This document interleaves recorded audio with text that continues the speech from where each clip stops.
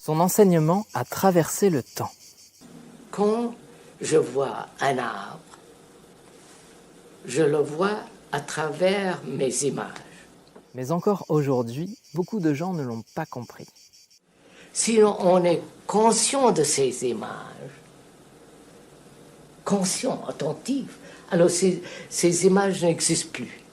Pourtant, il a toujours pris le temps de bien choisir ses mots. Il faut avoir cette attention.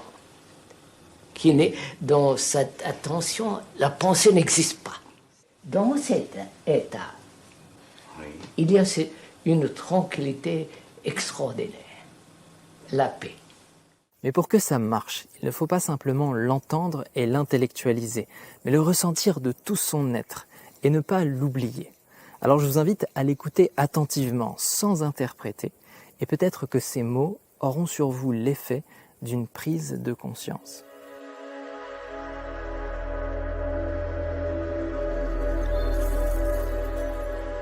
Les êtres humains souffrent depuis l'enfance.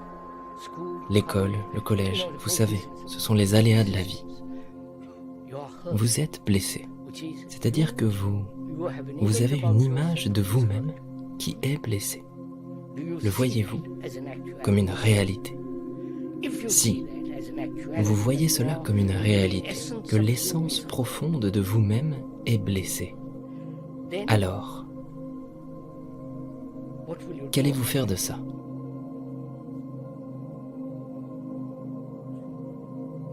Il y a les blessures passées et vous voulez anticiper les blessures futures. Les blessures du passé peuvent-elles être effacées afin que vous ne puissiez plus jamais être blessé? Ce qui ne signifie pas que vous deviendrez une pierre. Ne jamais être blessé. Vous voyez, vous ne vous posez jamais ces questions. Pourquoi êtes-vous blessé? Ce vous qui est blessé, qu'est-ce que ce vous?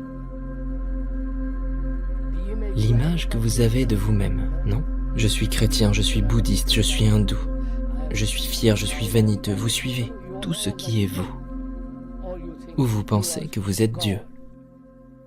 Ou une entité spirituellement supérieure à l'intérieur de vous, qui est au-dessus de tout cela. Ce qui est, encore une fois, un processus de pensée. D'accord? Ainsi, le processus de la pensée est blessé.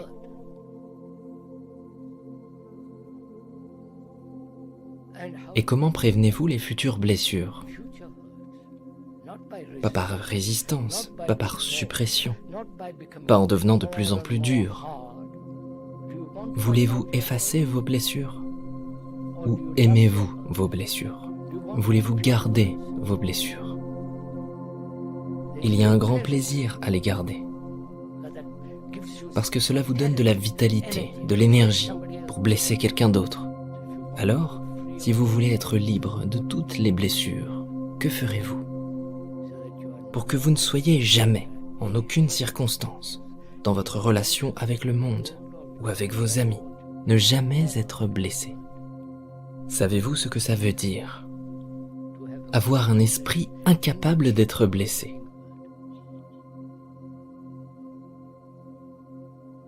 La blessure étant aussi l'autre face de la flatterie. Les deux ont la même racine. Alors, est-il possible de mettre fin à cette blessure? Voulez-vous savoir? Quelle heure est-il? Je ferais mieux de m'arrêter. D'accord, d'accord. Voulez-vous vraiment vous lancer là-dedans? Très bien, je vais le faire pour vous. Mais faites-le. Non seulement le vivre à travers les mots et les idées, mais le réaliser. Parce qu'alors vous serez libre. Vous fleurissez dans la bonté. Qu'est-ce qui est blessé? Nous allons nous y plonger. N'y allez pas verbalement, mais en réalité. Regardez-vous, entrez en vous-même. Vous êtes blessé. Vos parents vous ont blessé quand vous étiez enfant. Vos amis, quand vous étiez un petit enfant, vous ont blessé psychologiquement. Puis à l'école, ils vous ont fait du mal en disant que vous devriez être aussi intelligent que votre frère, ou votre oncle, votre directeur, ou qui que ce soit d'autre. Puis à l'université, vous passiez des examens et en cas d'échec, vous étiez blessé. Et si vous ne trouvez pas de travail, vous êtes blessé. Tout dans le monde est mis en place pour que cela vous blesse. Notre éducation si pourrie vous blesse.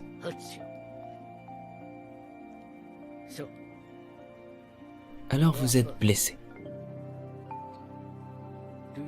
Réalisez-vous réellement que vous êtes blessé? Et voyez-vous la conséquence d'être blessé? Vous voulez blesser les autres. De là naît la colère, la résistance, la suppression. Vous devenez de plus en plus séparés intérieurement.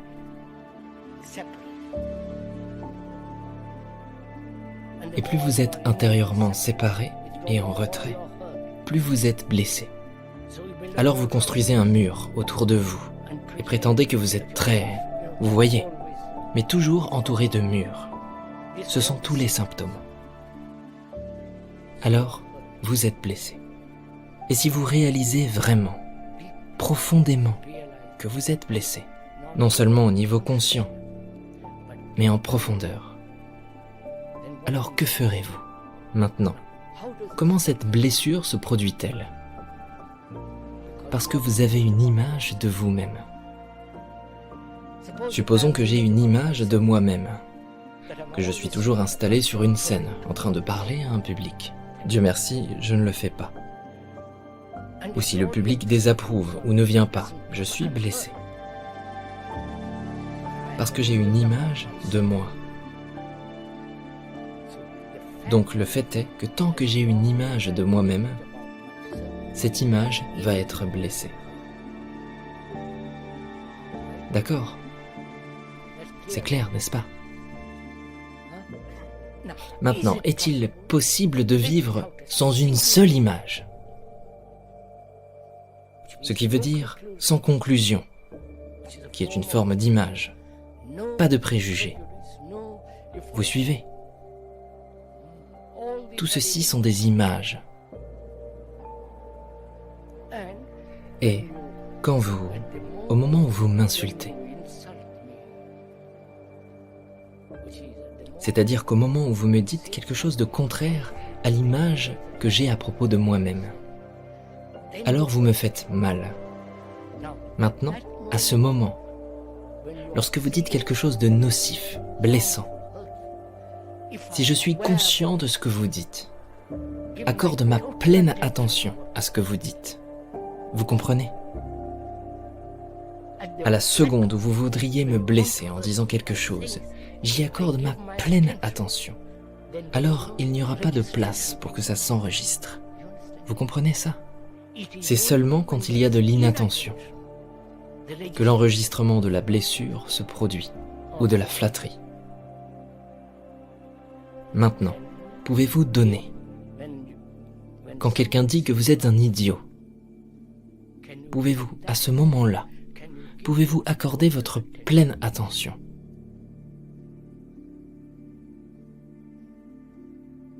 Si vous le faites, alors il n'y a pas de blessure.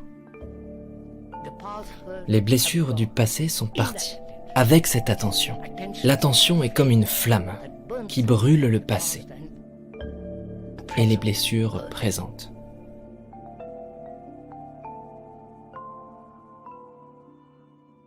C'est seulement quand il y a de l'inattention que la blessure se produit. Et l'attention est comme une flamme qui brûle le passé et les blessures présentes.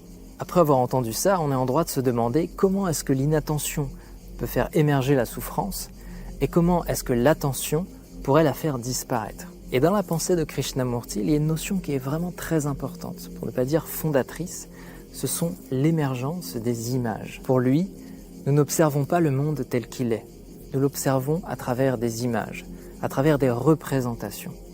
Et donc cela maintient une séparation entre l'observateur que nous sommes et ce qui est observé, l'image. Nous n'observons et n'entrons en interaction qu'avec des images. Et la première de toutes les images, c'est l'image que l'on a de soi-même. C'est la toute première représentation. Et cette représentation, on la façonne avec l'âge. Elle évolue en permanence, en fonction du milieu dans lequel elle se trouve, que ce soit un milieu professionnel, familial, intime, amical, etc. C'est un peu comme un masque que l'on vient prendre et adapter à ces différents environnements. Et cette image se façonne, elle se module, elle évolue en fonction de nos croyances, de nos attentes, de nos volontés d'obtention ou de devenir. Et donc nous ne sommes jamais réellement en contact avec ce que nous sommes profondément, mais avec cette représentation de nous-mêmes. Et quand on parle de la souffrance, ce qui souffre, ce n'est pas nous-mêmes, c'est l'image que l'on a de soi-même. Si ce qui se passe, si les événements qui ont lieu dans notre vie ne correspondent pas aux attentes, aux croyances qui sont façonnées derrière cette image, eh bien on va souffrir. Et c'est toujours à travers le spectre de cette image que la souffrance apparaît, s'alimente et se consolide, voire s'installe dans notre vie. Alors ce qui est intéressant, c'est que à partir du moment où on réalise la nature de cette image, elle disparaît. Et à partir du moment où elle disparaît, la souffrance à laquelle elle est associée disparaît en même temps. Pour le comprendre très simplement, il y a une métaphore. C'est la métaphore du verre rempli de vase et d'eau. À partir du moment où vous secouez le verre, vous allez avoir une eau boueuse, vaseuse, assez opaque. Et vous allez voir toutes les particules qui sont présentes dans l'eau s'agiter. Mais si vous prenez un instant, eh bien vous allez voir toute la vase retomber au fond du verre d'eau et l'eau redevenir claire. C'est un petit peu la même chose avec l'esprit. Tant que notre esprit est rempli d'images, il est rempli de vases. Mais à partir du moment où nous mettons notre pleine attention sur ces images, où nous les observons sans chercher à les alimenter ou à les nourrir davantage, juste en observant avec un regard clair, à mesure qu'on les observe, elles vont disparaître, elles vont se dissoudre et elles vont tomber au fond du verre, exactement comme de la vase. Dans notre quotidien, notre esprit est rempli d'images et nous observons le monde à travers ces images. Mais à mesure que l'on met de l'attention, ces images retombent au fond du verre et notre esprit redevient clair. Lorsque nous pensons, lorsqu'une pensée émerge, elle émerge toujours du silence. Elle apparaît toujours dans un espace rempli de silence. Et dans cet espace, il n'y a pas de représentation, il n'y a pas d'image. Et à mesure qu'on pense le monde, on vient créer des images, et ces images nous séparent davantage du monde. Et cette séparation est une souffrance. Parce que naturellement, on a besoin d'être en contact à la fois avec soi-même, avec ce que nous sommes profondément, mais aussi avec le reste du monde autour de nous. Et plus on façonne le monde à travers des images, plus on se sépare, et plus on augmente cette séparation, plus il y a de la souffrance. On ne comprend plus les autres, on a du mal à être en harmonie avec soi, et on peut même finir par avoir peur du silence. Et certaines fois, on est tellement habitué à ce bagage de souffrance, on a tellement eu l'habitude de l'avoir présent dans nos vies, que finalement on n'est pas prêt à le lâcher réellement. Et c'est pour ça qu'à un moment, Krishnamurti nous dit, mais est-ce que vous aimez ces images? Est-ce que vous aimez votre souffrance? Est-ce que vous êtes sûr de vouloir vous en séparer réellement? Et parfois on se rend compte qu'en fait on n'est pas tout à fait prêt à vivre autre chose que la souffrance qui fait déjà partie de notre vie. On se complaît un petit peu là-dedans. Et la réalité c'est que si on est prêt à observer réellement les choses telles qu'elles sont, à commencer par soi, eh bien on va se rendre compte que tout n'est que représentation. Tout n'est qu'une image. À travers ces images, il y a des attentes, des volontés, des espoirs, des choses qui nous empêchent d'être réellement ce que nous sommes. C'est-à-dire des êtres libres. En fait, créer des images, ça consiste à rajouter des chaînes à notre liberté, à rajouter du poids à notre liberté, et à s'empêcher d'être simplement quelqu'un de libre. Un esprit pur, clair, totalement libre, qui peut voir les choses telles qu'elles sont réellement maintenant.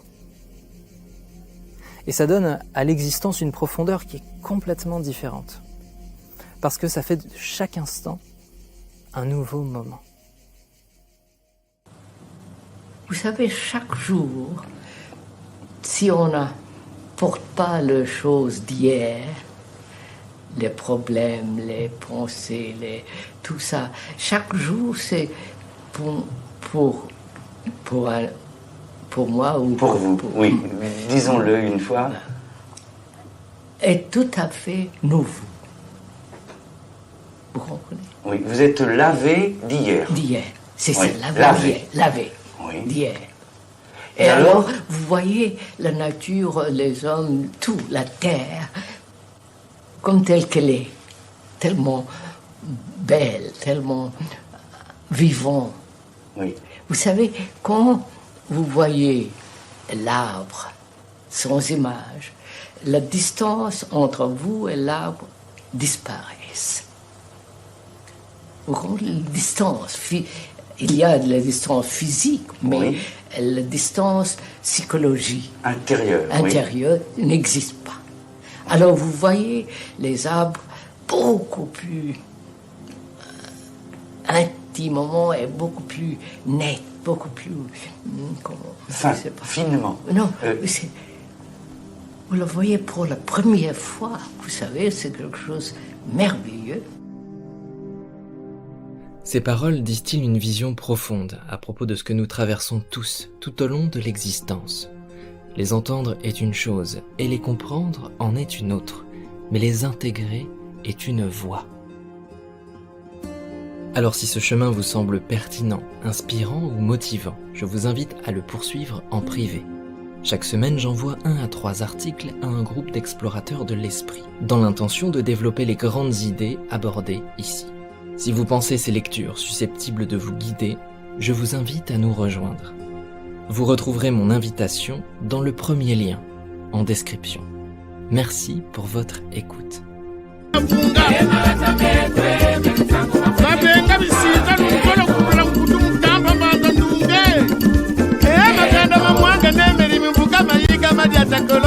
Zeri